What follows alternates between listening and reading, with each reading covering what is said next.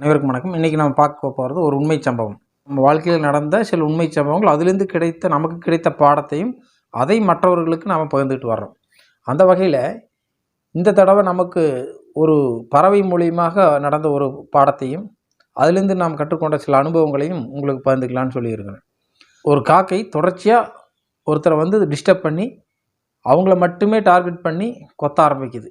அது ஏன் அப்படிங்கிறதும், அதுக்கான காரணம் என்ன, அதுக்கு பின்னாடி என்ன விஷயம் இருந்துச்சு அப்படிங்கிறத பற்றியும் இந்த வீடியோவில் பார்ப்போம்.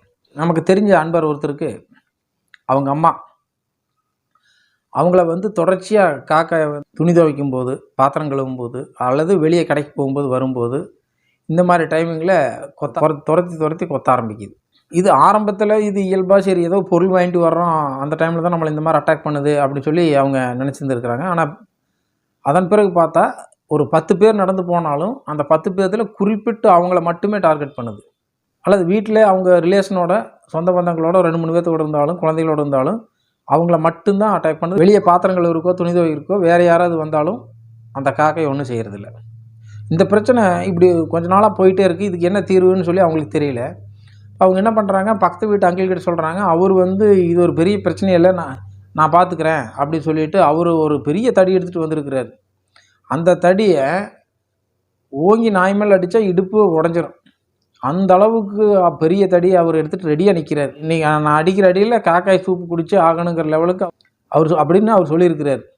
ஒவ்வொரு முறையும் காக்காய் வரும்போது இவர் சேஃப்டிக்கு நிற்கிறாரு, துரத்தி விடுறாரு. அதன் பிறகு இவர் இல்லாத போதோ அல்லது மற்ற சமயங்கள்லேயோ திரும்ப அது வந்துடுது. டைரெக்டாக கையிலேருந்து அடிக்கலாம் அப்படின்னு சொல்லி முயற்சி பண்ணுறாரு, கிடைக்கல. இவர் என்ன பண்ணுறாரு, கோபத்தில் அந்த கட்டையை காக்காய் மேலே வீசிடுறாரு. நல்ல பலத்த அடி காக்காய்க்கு இல்லை, ஆப்போசிட்டில் உட்காந்துருந்த பாட்டிமாவுக்கு அடிபட்ட பிறகு நம்மளை கூப்பிட்றாங்க. நம்ம போய் பார்க்குறோம், பாட்டிமாவுக்கு என்னாச்சு அப்படி சொல்லி பார்த்தா அந்த பாட்டிமா சொல்லுது, பக்கத்து வீட்டாக்கள் வேணுமுன்னே அடித்த மாதிரி அந்த பாட்டி சொல்கிறாங்க. காக்காய் அடித்த மாதிரி தெரியல கண்ணு, இவர் என்னையவே குறி வச்சு வீசிட்டாருங்கிற மாதிரி அந்த அம்மா சொல்லி புலம்ப ஆரம்பிச்சிட்டாங்க. இது இவர் மட்டும் இல்லை, அந்த வீட்டில் ஒரு குட்டி பையன் இருக்கிறான். நான் போகிறேன், அவனும் ஒரு பெரிய கம்பை வச்சுட்டு நிற்கிறான். நம்ம சைஸுக்கு ஒரு 6 அடி உயரமுள்ள கம்பை வச்சுட்டு நிற்கிறான். எதுக்குடான்னு கேட்டால், எங்கள் பாட்டியை இந்த மாதிரி காக்காய் கொத்த வருது, அதை நான் துரத்தணும், அதை நான் அடிக்காம விட மாட்டேன்ட்டு அவனும் ஒரு பக்கம் நிற்கிறான். வடிவேல் ஒரு படத்தில் அவங்கவுங்க எக்ஸ்பீரியன்ஸ் தகுந்த மாதிரி தான் கம்போட நீளம் இருக்கும் அப்படின்னு சொல்லிட்டு ரொம்ப நீளமான கம்பு வச்சு நிற்பார்ல, அந்த மாதிரி இவர் நிற்கிறாரு. எல்லாம் ஒரே செக்யூரிட்டி கார்டுகளாக தான் இருக்கிறாங்க. இது நடந்த சம்பவத்தை நம்ம விசாரிச்சுட்டு இருக்கிறோம். இது என்னன்னு பார்த்துடலாம், நாளைக்கு உங்களுக்கு சொல்கிறேன் அப்படி சொல்லிட்டு நான் வந்துட்டேன். அடுத்த நாள் மீண்டும் அவங்களை சந்திக்கிறதுக்கு போகிறேன். அப்போ மீண்டும் ஒரு திட்டத்தோடு உட்காந்துருக்குறாங்க.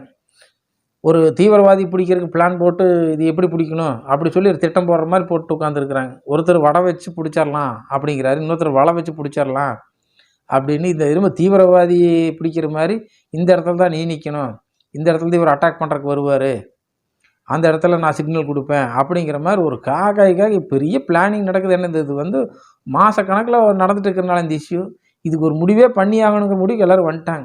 அவங்களுக்கு தெரிஞ்ச வழக்கத்தின் அடிப்படையில் அவங்க செய்ய ஆரம்பிச்சிட்டாங்க. நான் போயிட்டு அந்த மேப்பெல்லாம் பார்த்துட்டு, இதில் நீங்கள் எந்த இடத்துல நிற்கிறீங்க, இந்த அம்மா எங்கே உட்கார போகுது, இதில் நீங்கள் எங்கே மறைந்திருந்து தாக்க போகிறீங்க, வடை எங்கே தொங்க போகுது, இது எல்லாம் கேட்டுட்டு இருக்கிறேன். நான் எல்லாம் கேட்டுட்டு அவங்க பிளானெல்லாம் கேட்டுட்டு, இந்த பிளானெல்லாம் சரிதாங்க, ஆனால் இதில் உண்மையான ஒரு விஷயம் நடந்திருக்குது, அதை நீங்கள் கவனிக்க தவறிட்டீங்க. இதில் என்ன நடந்திருக்குன்னா, அந்த காக்காயோட குஞ்சு சாப்பிட்றதுக்கு வந்திருக்கு. இந்த அம்மா அந்த காக்காயோட குஞ்சை துரத்திட்டாங்க. நீ சாப்பிடக்கூடாதுன்னு சொல்லி குச்சி எடுத்து விரட்டிட்டாங்க. அதுவும் சின்ன காக்காய்ங்களால் அப்படியே தவழ்ந்து தான் ஓடி இருக்குது. அது ஓடி போய் நேராக இந்த அம்மா காக்காய்கிட்ட சொல்லிருச்சு, அதனோட மொழியில். நம்மளோட மொழியில் நம்ம அம்மா கிட்ட சொல்கிற மாதிரி ஒரு நாய்க்குட்டி அவங்க அம்மா கிட்ட சொல்கிற மாதிரி இப்போ இந்த காக்காய் குஞ்சு அவங்க அம்மா கிட்ட தகவலை சொல்லிருச்சு. அந்த காக்காய், நீ எப்படி என் பையனை விரட்டலாம் சாப்பிட வந்தவனை அப்படின்னு சொல்லி, உன்னை நான் விடவே மாட்டேன்னு சொல்லி இந்த ஒரு மாத கணக்கில் இந்த பிரச்சனை நடந்துகிட்டு இருக்கு. நீ எங்கே போனாலும் நான் விட மாட்டேன், உன்னை கொத்தாமல் விட மாட்டேன், பழிக்கு பழி வாங்காமல் விட மாட்டேன் அப்படி சொல்லி அந்த தாய் பயங்கரமான ஆவேசத்தில் இருக்காங்க. இதுதான் நடந்த சம்பவம், இதை நீங்கள் திருத்தணும் அப்படி சொல்லி முடிவு பண்ணி. சரி, நீ எப்படி திருத்துறது, எந்த வடையை வச்சு பிடிக்கலன்னு நினச்சாங்களோ அந்த வடையை வச்சு தான் பிரச்சனையை முடிக்க முடியும். அதே வடையை ரெடியாக வச்சுருந்தாங்க, அந்த வடையவே கொண்டு வாங்க, நீங்கள் போட்ட பிளான் ஏவை மாற்றி பிளான் பிஏ பண்ணலாம் அப்படின்னு சொல்லி அதே வடையை வச்சு அந்த காக்காய்க்கு வைங்க. ஆனால் இந்த முறை மன்னிப்பு கேளுங்க, அப்படின்னு சொல்லி ப்ரே பண்ணி மன்னிப்பு கேளுங்க முதல்ல அப்படின்னு. நாம் இங்கே மன்னிப்பு கேட்குறது அங்கே எப்படி காகத்துக்கு தெரியும் அப்படின்னு. அது பிரபஞ்சத்தோட லிங்கில் தானே இருக்குது. நாம் நினைக்கிறது சொல்கிறது எல்லாமே அதுக்கு தெரியுதே. இந்த உணர்வுகளில் உங்களுடைய உணர்வுகளின் அடிப்படையில் இந்த காற்றுல உங்களுடைய எண்ணங்களை பதிய வைங்க. அந்த காற்று போய் அந்த தகவலை அந்த காக்கைக்கு சேர்த்துரும். அதன் பிறகு அந்த காக்கை மன்னிச்சுதுன்னு இதை வந்து எடுத்துகிட்டு இதோட அந்த பிரச்சனை சால்வ் ஆயிரும்னு சொல்லியாச்சு. அதன் பிறகு இவங்களும் உட்காடுறாங்க. நான் உன்னோட இஞ்சு வந்ததுக்கு நான் விரட்டினது தவறு தான், அதை துரத்திருக்கக்கூடாது, அதை அடிக்கிறதுக்கு நான் குச்சி எடுத்து விரட்டினது தவறு தான். நீயும் உன்னோட குஞ்சு வந்தாக்க நான் வந்து உணவு வைக்கிறேன், என்னை மன்னிச்சுங்க, ஏற்றுங்க, இந்த பிரச்சனை இதோட முடிச்சுக்கலான்னு சொல்லி காக்கையோட டீலிங் பேசியாச்சு. நிஜமாக அதன் பிறகு இவங்க தினசரி காக்கை சாப்பாடு வைக்கிறாங்க. அதன் பிறகு அது தன்னோட குஞ்சோட வந்து சாப்பாடு எடுத்துச்சு. பிரச்சனை சால்வ் ஆயிடுச்சு. நம்ம புரிஞ்சிக்க வேண்டியது என்னென்னா, நமக்கு கொடுக்கப்பட்ட ஒன்று அது நமக்கு மட்டுமே அல்ல, நம்மை சுற்றியுள்ள பிற உயிர்களுக்கும் சேர்த்து நம்மிடம் தரப்பட்டுள்ளதுங்கிறதுக்கான விஷயம் இதில் அடங்கி இருக்கிறதுங்கிற உண்மையை நம்ம புரிஞ்சுக்கணும். நமக்கு வீணாக போனாலும் பரவாயில்ல, ஆனால் அதை பிறருக்கு தர மாட்டேன் அப்படின்னு சொல்லி இந்த மனிதர்களுடைய இந்த குறுகிய எண்ணம் தான் இந்த பிரச்சனைக்கு காரணம் அப்படிங்கிறது ஒரு காக்கை நமக்கு தெளிவாக விளக்கிருச்சு. ஏன்னா காக்கை விளக்காமல் வேறு யார் விளக்க முடியும்? ஏன்னா காக்கை தானே ஒரு ஒரு உணவு கொடுத்தா 10 பேரையும் அழைச்சிட்டு வந்து சாப்பிட வைக்கக்கூடிய தன்மை உள்ளது அந்த காக்கை தானே.